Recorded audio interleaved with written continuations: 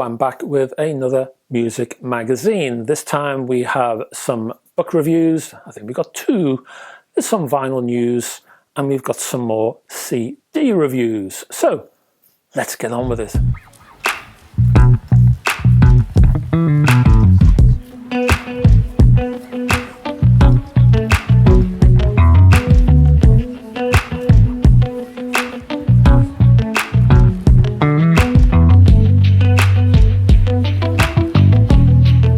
In fact, let's start with the books, and we have a book on the history of drum and bass called Renegade Snares. Well, the full title is Renegade Snares, The Resistance and Resilience of Drum and Bass by Ben Murphy and Carl Loban on the Jawbone publishing label. Price of this is around £15, £14.80 was the last price I saw.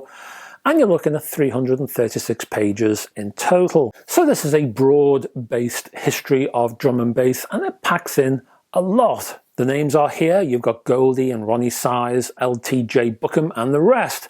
There's plenty to like as well. The Bristol scene, ambience in drum and bass, threats of commercialization, sexism and more. Irritations? Well, yes, there's a few irritations. Despite mentioning the famed Mentasm riff, I felt that its originators Joey Beltram and Mundo Musique received short shrift and are cruelly missing from the index.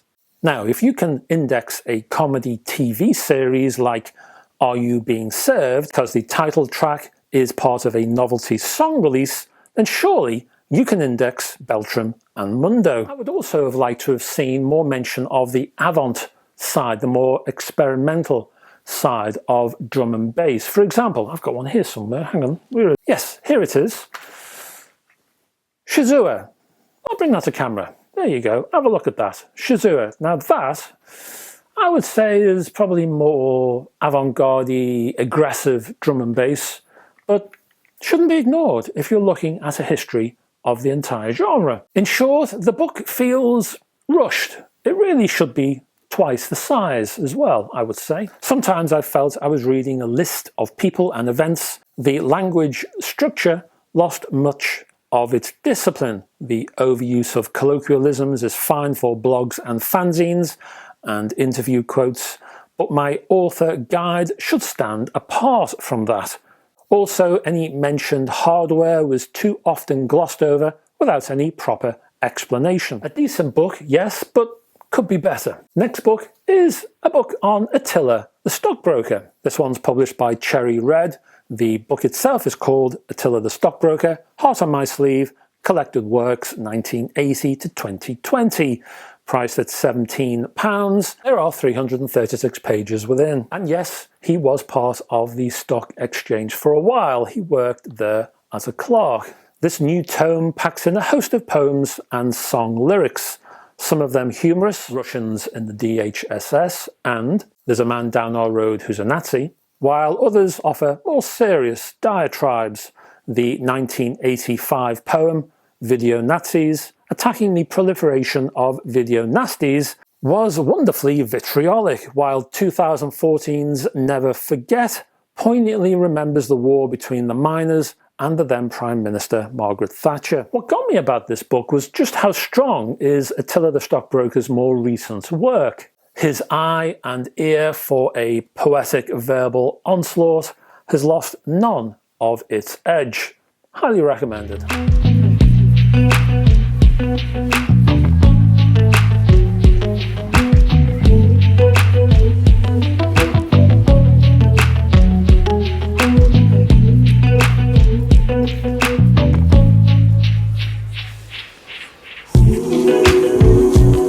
Next up, we're looking at CD reviews and a certain Leslie West. On the Voice Print label, we're looking at 5 originals. The man had a long and varied career, and he left us last December at the age of 75.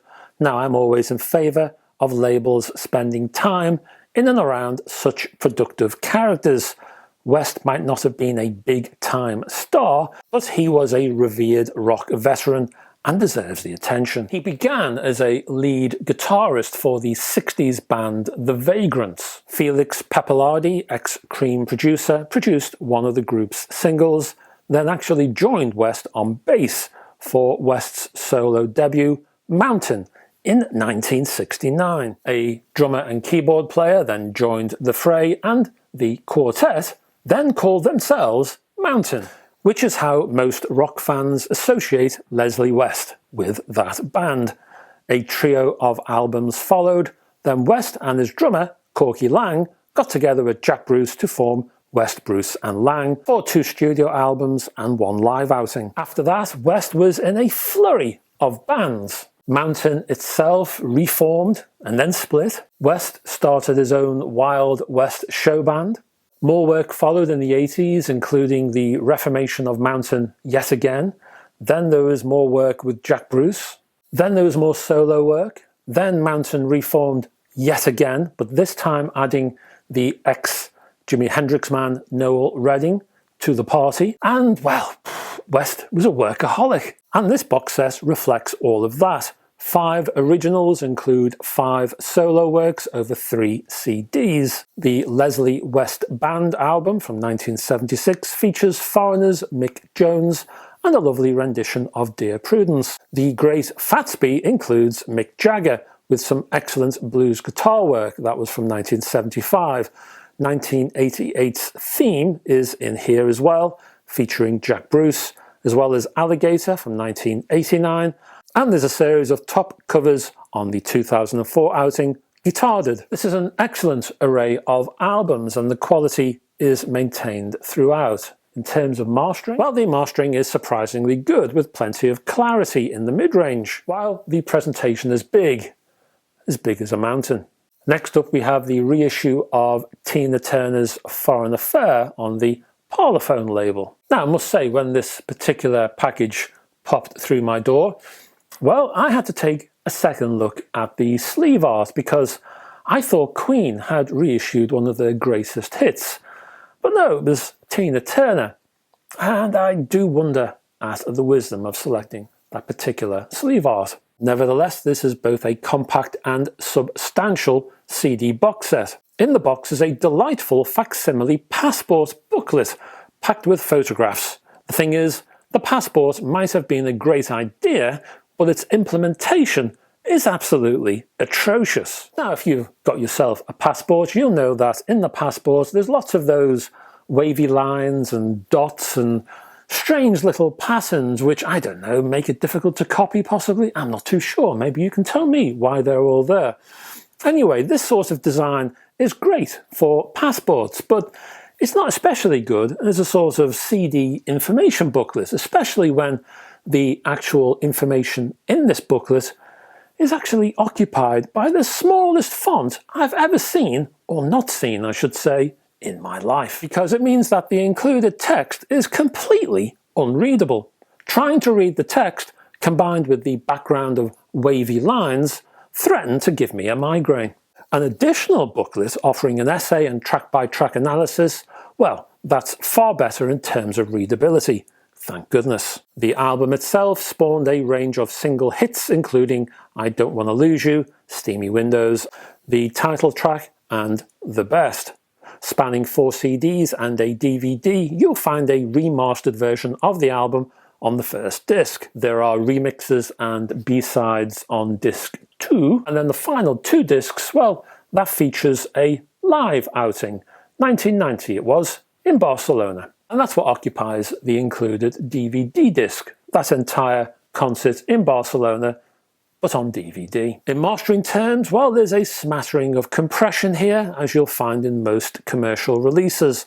The mids have been lifted a tad to accentuate detail and to focus elements like the vocal and guitar, but there's nothing too accentuated, nothing that will grate or trigger listening fatigue. Overall, what you get is a punchy output with a big, bold soundstage. And finally, we're going to end with a batch of vinyl news items.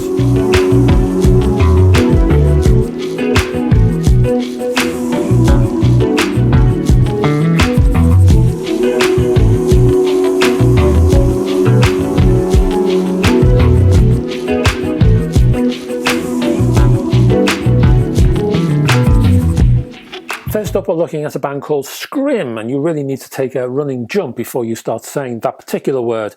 It also offers some very nice sleeve art. Now Scrim, who are formerly Space Monkey, offer The Crooked Path on the Hubro label, which plumbs the scary depths of jazz improv-based electronica. It's the sound of science fiction survival horror. I, for one, am looking under the bed tonight. Next up, we're looking at a Ninja tune release from The Bug called Fire. This is another dark science fiction nightmare, a dystopian tale using the pandemic as a useful metaphor, plus lots of guests. So we combine hip-hop rhymes and fierce beats and a cleansing menace. It's Vax on wax. Next up we have volume 15 of Made to Measure, and the title called, oh here we go, Deuxième Journée, le verbe, la parole, l'amour. I hope I've got some of that right, if not all of it. This is a new Crammed Discs Composer Series re-release. This entire series sits at 35 LPs and originally appeared between 1984 and 1994. This is from Benjamin Liu, I hope it's Liu. It was originally issued in 1982. It's now being remastered and offers delicate and or angular ambience. Next one is from Manu Delago?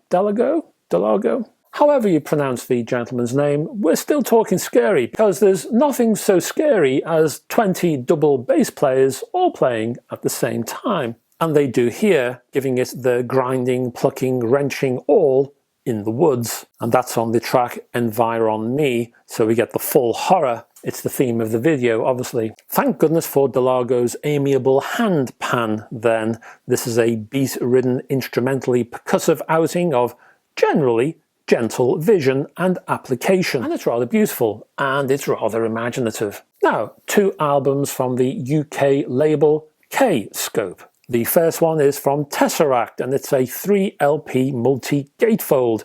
It's called Portals, and it's a prog metal outing. This is a physical release of the recent 2-hour-plus online offering of back catalogue wares. And the second is called Fragments, and it's from a band called Trifecta. This offers lively, funky jazz from Nick Beggs, Adam Holtzman, and Craig Blundell. The trio blend well and produce a big sound, and surely there's got to be more than 6 hands involved on this LP. Now, I have introduced the Montreux Years label reissue cycle, coming from BMG and wedged in gatefold sleeves. The first one for this particular video is based on Muddy Waters and includes 3 performances from 1972, 1974 and 1977. They include Pine Top Perkins, Bill Wyman, Buddy Guy and Terry Taylor. 2 things stand out here. Firstly, it's a great collection, so it's rather approachable. And secondly, Waters, well, I think he works best live. So if you're going to combine both of those facets, you've got quite a collection, quite a package. Next up is another Montreux Years release, another gatefold, this time from Marion Faithfull. This includes highlights from 5 performances from 1995 and 1999, 2002, 2005 and 2009. Surprisingly, this rather jigsaw collection of performances, they work very well indeed, while Faithfull's interpretive abilities are on fine form here, especially during covers of Billie Holiday, Van Morrison and John Lennon. And finally, before we call it a day, I'd like to talk about Eva Cassidy. The 25th anniversary of Cassidy's Live at Blues Alley has been issued over 2 discs within a gatefold, and they're packed with classics like Take Me to the River and Cheek to Cheek. What Cassidy brings to these works is her pitch-perfect voice and her incredible interpretive abilities. Thus, even over familiar sounds do sound unique under Cassidy's watch. In short, brilliant. And that's me done for this particular video. Hope you liked it. I'll hopefully do more in the future. Check down in the description. There'll be some chapter headings if you want to navigate around this video. I'll also put some contact details, especially if the band has sent me any direct links like Bandcamp links and things like that.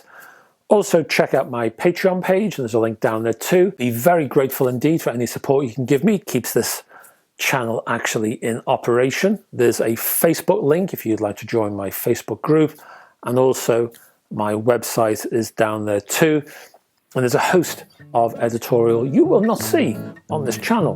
Now, I'll be back again with another video rather soon, and I hope you can join me because I'd like to have your company. So, until that time, folks, bye-bye for now.